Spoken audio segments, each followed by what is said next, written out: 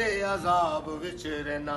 ओए तू तो झूठ बोलना, तू कहना छदरे रहना यार कि फिर वही गल यार, कमाल वाली गल है। ओए मेरी गल सुन, ओए आ की होए? ओए ओ मेरी गल सुन, ये ड्रामे ਦੀ ਪਬਲਿਸਿਟੀ ਹੋ ਰਹੀ ਹੈ। ਅੱਛਾ। ਅਸੀਂ ਡਰਾਮਾ ਕਰ ਰਹੇ ਹਾਂ ਤਮਾਸੀਰ ਹਾਲ ਦੇ ਵਿੱਚ। अरे कैसर सनाउल्ला ਦਾ ਇੱਕ ਨਵਾਂ ਅਨਮੋਲ ਸ਼ਾਹਕਾਰ।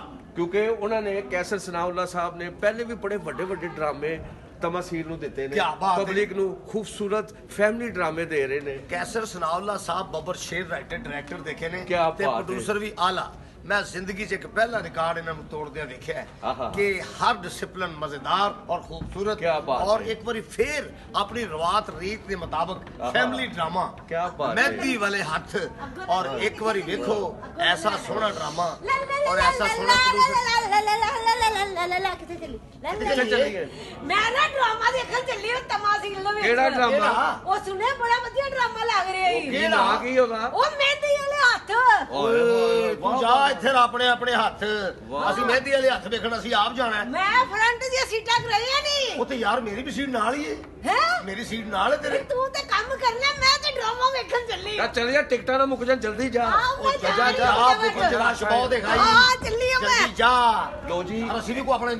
देख लो, औरत हो के अपना इंतजाम करती पई है। ਇਹਦੇ ਰਾਈਟਰ ਡਾਇਰੈਕਟਰ ਨੇ ਕੈਸਰ ਸਨਾਉल्ला ਖਾਨ ਸਾਹਿਬ और ਨੇ ਅਜ਼ਰ ਮਲਿਕ ਸਾਹਿਬ। ਤੇ ਕਾਸਟ ਦੇ ਵਿੱਚ ਤੁਹਾਨੂੰ ਪਤਾ ਕਿੰਨੀ ਵੱਡੀ ਕਾਸਟ ਹੈ, ਦੱਸੋ ਹਾਂ ਭਲਾ ਕੌਣ ਕੌਣ ਮੈਂ ਕਹਿੰਦਾ ਕਿ ਐਸੀ ਕਾਸਟ ਹੈ ਕਿ ਮੈਂ ਤੁਹਾਨੂੰ ਦੱਸ ਨਹੀਂ ਸਕਦਾ, ਲੇਕਿਨ ਫਿਰ ਵੀ ਦੱਸਾਂਗਾ। ਦੱਸੋ। ਇਹਦੇ ਵਿੱਚ ਕਾਸਟ ਹੈਗੇ ਨੇ ਜਨਾਬ ਸੋਨੂ ਭੱਟ ਸਾਹਿਬਾ, ਆਹਾ ਔਰ ਮੈਡਮ ਖੁਸ਼ਬੂ ਸਾਹਿਬਾ, ਆਹਾ ਜਿਹੜੀਆਂ ਸਾਡੀਆਂ ਫਿਲਮ ਸਟਾਰ ਨੇ ਔਰ ਸਾਡੇ ਪੁਰਾਣੀਆਂ ਔਰ ਬਿਹਤਰੀਨ, ਯਾਨੀ ਪਹਿਲੇ ਤੋਂ ਮੁੱਦਤਾਂ ਤੋਂ ਸਾਡੇ ਜਿਹੜੇ ਨੇ ਨਾ ਬਿਹਤਰੀਨ ਔਰ ਸੋਹਣੇ ਕਾਮੇਡੀਅਨ ਬੱਬਰ ਸ਼ੇਰ ਸਟਾਰ ਨੇ। ਬਿਹਤਰੀਨ ਕਾਮੇਡੀਅਨ ਸਜਾਦ ਸ਼ੌਕੀ ਸਾਹਿਬ, ਹਾਂਜੀ, ਬਿਹਤਰੀਨ ਕਾਮੇਡੀਅਨ ਯਾਜ਼ ਸ਼ੇਖ ਸਾਹਿਬ।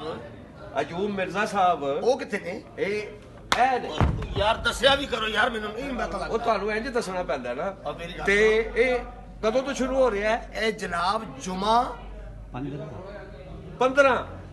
15 ਦਸੰਬਰ ਤੋਂ ਤਮਾਸੀਰ ਹਾਲ ਚ ਬਿਹਤਰੀਨ ਡਰਾਮਾ ਮਹਿੰਦੀ ਵਾਲੇ ਹੱਥ ਇੱਥੇ ਰੱਖ ਇੱਥੇ ਰੱਖ।